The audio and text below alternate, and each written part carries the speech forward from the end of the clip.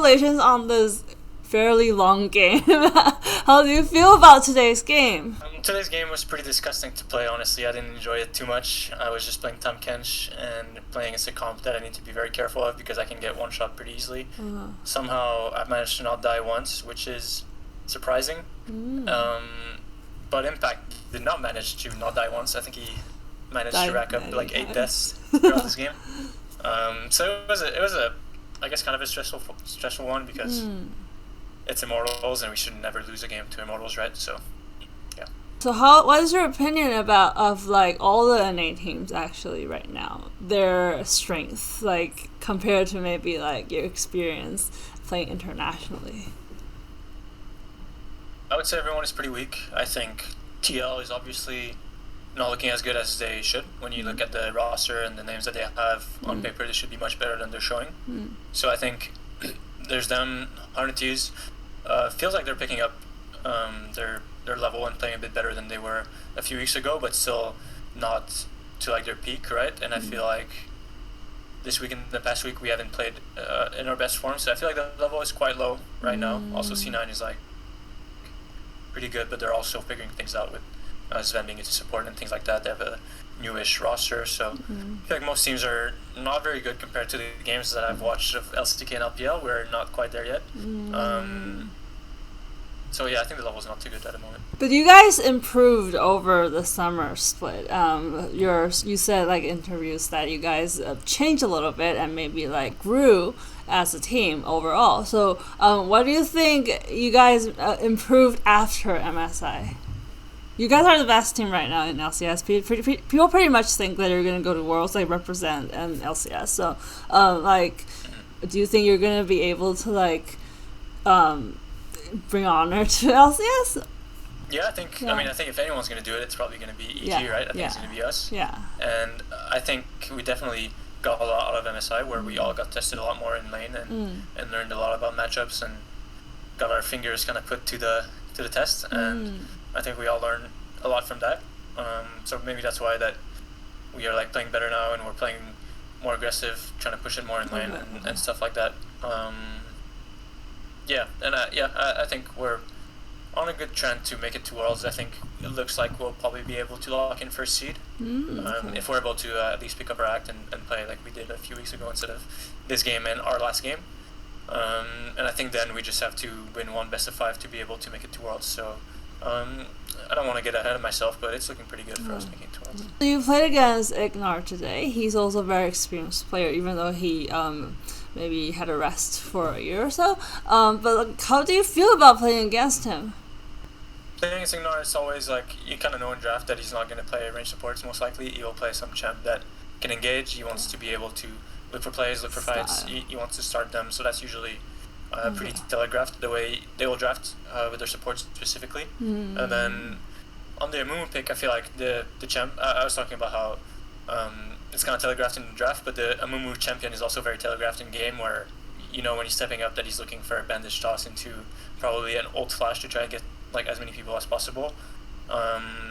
So I feel like it's not exactly the right champion to kind of showcase the creativity that Ignar has, whereas when he plays Rakan or Alistar, he'll usually look for angles and come from different sides and try to find a fight there. But I feel like Amumu, there's not much to do. And I also don't think he's not amazing in lane, so we did abuse it. I think we could have probably done a lot more after we blew a Phyllis' Suns level 1. I feel like the lead that we got wasn't as big as it could have been, so we'll review that. But yeah, I think Ignar, he's okay, but he's a very predictable player.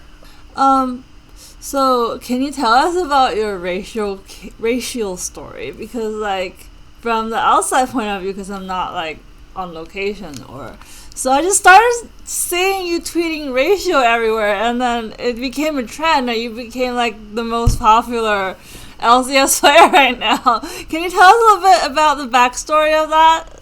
Like how you started it? It's I mean, I've been noticing since Flackett joined the LEC, he's always ratioing. Every time he tries to ratio somebody, it's just a crazy ratio, and I feel like that's so OP to just be able to tweet at somebody and then just get more likes than them. It's like a big flex, and it's pretty cool. But So I guess I kind of got inspired by that, and then he did ratio me at MSI once or twice or 3 times, maybe 4. So I mean, I was like giving it a go. Also, I feel like it's pretty good for my brand to like reply to a lot of tweets. People will see my name, get more follows and stuff like that. Yeah, I got ratioed by you. You didn't? Oh no. You forgot? Yeah, anyways. Yeah, I got ratioed by you. But that was fun though. So because I think you said earlier that MSI, the strength of MSI this year is a little bit weaker than before. So how do you think about maybe this time at Worlds, because we see how like LEC is kind of crazy right now, they're like super strong, and like can you predict what's gonna happen in like maybe another international event? Do you think things are gonna be a little bit different from MSI? I think Worlds is gonna be rough for any teams because the way it looks like is that there'll be an LEC, an LCK, and an LPL team in every single group, unless there's like some major upsets in the play-ins, right? Since there's 4 teams from all the regions going.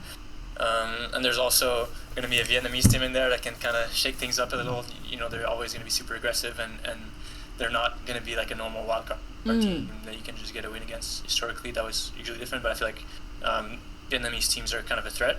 At the same time, though, I think the PCS is looking very... I mean, at least at MSI, they were much weaker than they were last year, I feel like.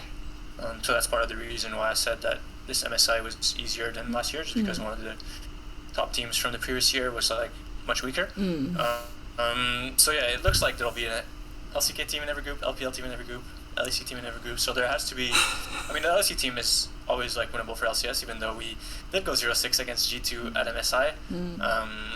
These games are going to be winnable against that team. And then LPL, LCK, you kind of have to hope that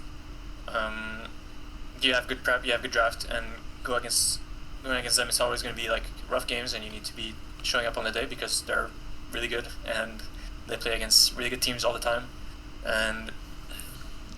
And I feel like there's always almost every World there was like an LPL team that doesn't do as well as the others. I'm thinking of FPX last year that kind of choked in the group stage, even though like every group on paper will look very hard. I feel like depending how things shake up and which seed you get, maybe you get the 4th seed of LPL, then you have a shot. How do you feel like playing with Danny? Like, he's really aggressive and stuff. Like, how do you feel about playing with him? It's very cool because he is an extremely reliable ADC, because he'll almost never get caught. I've seen it happen very few times where he gets caught up in team fights or in mid-lane game. You'll usually be there and dealing a crazy amount of damage for somebody who doesn't die, because usually you have either like a very aggressive ADC that's going to try to push the limits and play in their face and deal a lot of damage, and sometimes we'll get caught out because that will backfire, or you have an ADC that plays to like stay alive and then deals less damage because of it, because he's playing too passive and he's not walking up as far. But it feels like Danny is kind of the best of both worlds, where he's able to do a lot of damage without putting himself in positions where he can get caught out, or if he is putting himself in those positions, he kind of knows that he's going to be able to outplay it and survive. So it's very nice to have that feeling that I can rely on Danny to always do his job like amazingly in team fights.